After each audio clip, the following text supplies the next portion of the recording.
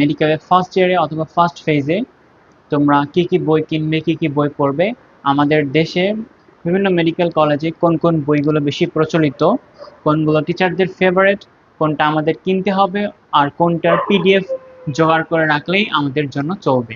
তো চলো শুরু করি। তো দেখো, আমাদের ফার্স্ট ফেজে 3টে subject, anatomy, physiology and biochemistry. তো এগুলোর মধ্যে অ্যানাটমিতে হচ্ছে সবচেয়ে বেশি পরিমাণের বই আমাদের দরকার হয়, এবং এতে মার্কসও অনেক বেশি, নাম্বারও অনেক বেশি এর উপরে, ওগুলোতে নাম্বার একটু কম। তো দেখো, এই অ্যানাটমিতে আমাদের যে টোটাল মার্কসগুলো থাকে এর প্রায় 50%ই এই রিজিওনাল অ্যানাটমি থেকে আসে, রিটেনের কথা বলছি। আর বাকি যে 50% সেটা general anatomy, neuro anatomy, embryology, histology এইগুলো থেকে আসে।